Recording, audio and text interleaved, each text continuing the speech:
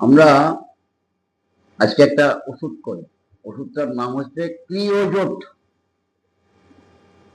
ওষুধটার নাম ক্রিওজোট। আলকাতরার থেকে এক ধরনের চুয়ানি রস নির্গত হয়। আলকাতরা আলকাতরা নিশ্চয়ই তোমরা সবাই চেনো।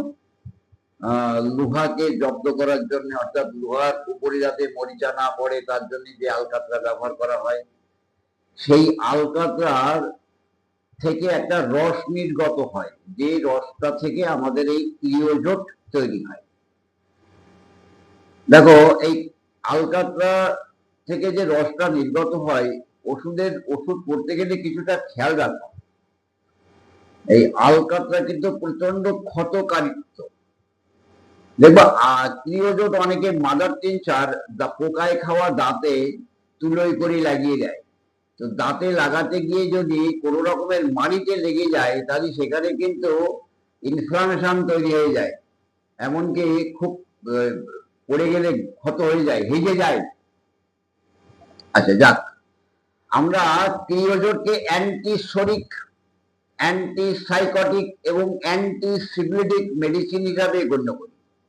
অ্যান্টিসোরিক, অ্যান্টিসাইকোটিক এবং অ্যান্টিসিবিলিটিক খুব দীর্ঘক্রিয় এবং গভীরক্রিয় ধাতু দোষ সংশোধক মেডিসিন। আমি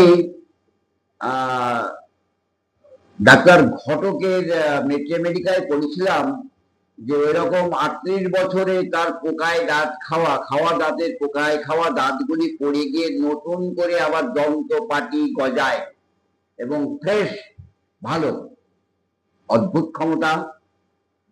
কি ধরনের ওষুধের শক্তি আছে, যে শক্তির দ্বারাই তার শরীরকে সুস্থ করলো এবং পুরাতন সেই ক্ষতকারিত দাঁতগুলি পড়ে যাওয়ার পরে তার নতুন দন্তপাটির উদয় হলো। হোমিওপ্যাথি ওষুধের ক্রিয়া ক্ষমতা কিন্তু ঠিক অনুরূপ। বোঝা গেল? তাহলে আমরা বলছি অ্যান্টিসোরিক, অ্যান্টিসাইকোটিক এবং অ্যান্টিসিবিলিটিক মেডিসিন। ঠিক আছে? আচ্ছা, একটু বেশি শিক্ষাত। আমি তোমাদের একটা কথা বলি, আমি এই যে এপিসোডগুলি করছি বা এই যে ভিডিওগুলি করছি, ওষুধের যে ভিডিওগুলি করছি, এই ওষুধের ভিডিওতে প্রথম পর্বে যে ডেসক্রিপশন বক্স আছে, এই ডেসক্রিপশন বক্সে এই ওষুধের মূল চিত্রটা আমি লিখে দিচ্ছি ইদানিংকাল।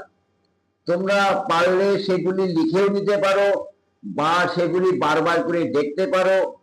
মূল চিত্র বা কাঠামোটা, আমি কিন্তু দুনিয়ার সব লক্ষণ লিখছি না, মূল কাঠামোটা লিখে দিচ্ছি। সেই কাঠামোটা যদি আমাদের মনের মধ্যে থাকে, তাহলে ওষুধের কে আমাদের আর একটু আগিয়ে চিনতে আর অসুবিধা হবে না। যাক, বলছি একটু বেশি শীতকাতর ব্যক্তি, অর্থাৎ একটু চিনি পেশেন্ট, শীতকাতর ব্যক্তির নিঃসৃত স্রাব প্রচন্ড ক্ষতকারিত্ব। তাহলে কি হলো?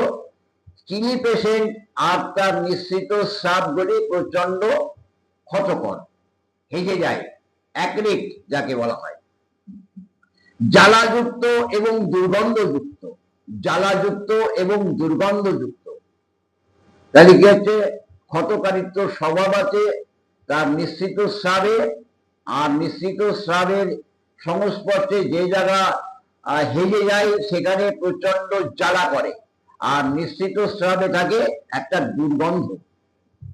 তাই ক্ষতকারিত্ব, জ্বালাকারক আর দুর্গন্ধ, মনে রাখতে হবে এগুলি। এইবার আর কি পাওয়া যায়?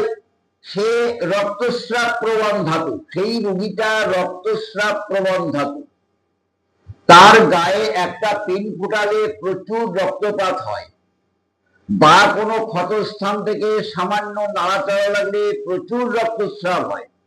এই রক্তস্রাব প্রবণ ধাতুযুক্ত মেডিসিন আমাদের বেশ কিছু আছে, ফসফরাস আছে, অ্যাসিড ডাইটিক আছে, আরো কিছু আছে। আচ্ছা, তাহলে কি পেলাম?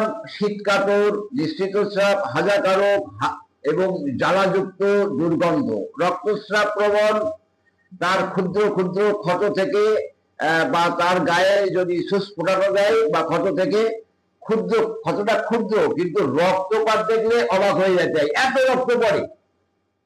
অ্যালোপ্যাথিতে গেলে বলবে কোয়াগুলেটরি সিস্টেম অ্যাবনরমাল হয়ে গেছে, রক্ত তারল্য হয়ে গেছে, এ খাতে হবে তা খাতে হবে, এটুক সেটুক, কিন্তু না, ধাতুগত অবস্থা চেঞ্জ করতে গেলে একমাত্র হোমিওপ্যাথি ওষুধেরই প্রয়োজন। পরবর্তী দেখা যায় শরীরের প্রায় প্রত্যেক স্থানেই, এই ক্রিয়োজটের যুগে শরীরের প্রায় প্রত্যেক স্থানেই একটা পালসেশন অনুভূতি হয়। এখানে হাত দিল দপ দপ দপ দপ করছে, এখানে হাত দিল দপাস দপাস করছে, ওখানে হাত দিল দপাস দপাস করছে, দপ দপাস, পালসেশন অনুভূতি হয়। ক্রিয়োজটের যুগে শরীরের স্থানে স্থানে বা প্রত্যেক স্থানেই একটা দপদপানি অনুভূতি মনে রাখতে হবে কিন্তু। আচ্ছা, সকল নিশ্চিত স্রাবী, সকল নিশ্চিত স্রাবী শয়ন অবস্থায় বৃদ্ধি, তাই না? সে মায়েদের মেনস্ট্রুয়েশন হোক, আর ক্ষতস্থান থেকে স্রাব হোক, লিউকোরিয়া হোক, আর সেই বিছনায় প্রস্রাব করা হোক, যে কোনো স্রাব শয়ন অবস্থায় বা স্থির থাকলে শয়ন অবস্থায় বৃদ্ধি হয়, একটা অস্বাভাবিক লক্ষণ। নড়াচড়ায় বাড়ে, সে রক্তস্রাব, তাও কিন্তু শয়ন অবস্থায় বাড়ে।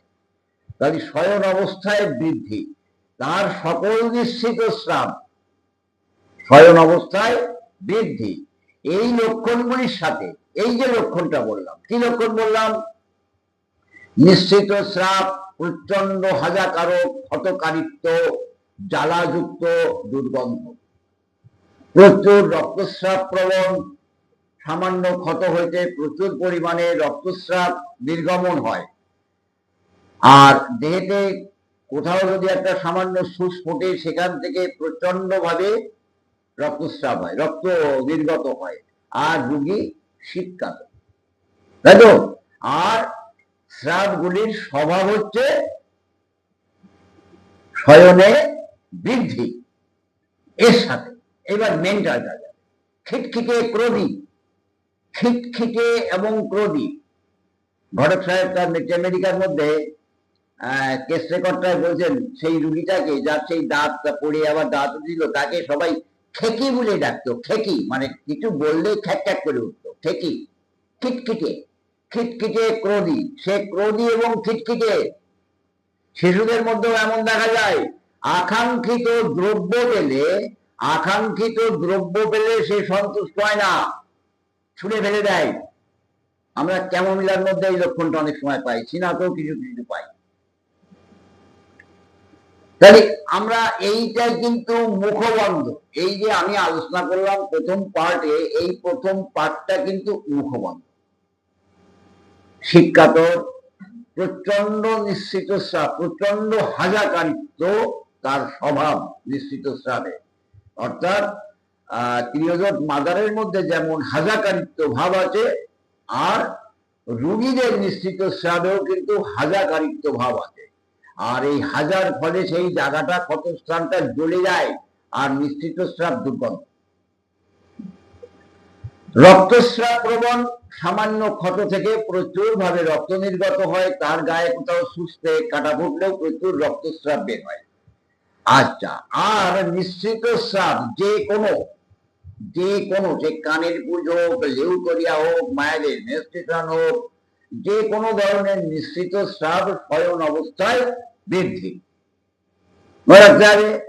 আচ্ছা, আর এর সাথে তার মেন্টালিটি, ক্রোধী, খিটখিটে, ক্রুদ্ধ, ক্রোধী, খিটখিটে, ক্রুদ্ধ, বিরক্তি ভাবাপন্ন, বুঝলেন? এবং আকাঙ্ক্ষিত দ্রব্য পেলে, সে যা চায় সেটা পেলে সন্তুষ্ট হয় না, অনেক সময় ছুঁড়ে ফেলে দেয়। এটাই হচ্ছে ক্রিয়োজটের মূল কাঠামো, চিত্র। এইবার এই চিত্রের উপরে দাঁত, লিউকোরিয়া, মেনস্ট্রুয়েশন, সর্দি, শ্লেষ্মা, কাশি, মাথার যন্ত্রণা, মূত্রের প্রবলেম, আর যেগুলি রোগ বিষয়ক যেগুলি থাকবে, আমি পরবর্তী এপিসোডে আলোচনা করব। প্রথম এপিসোড এই পর্যন্ত শেষ রাখি।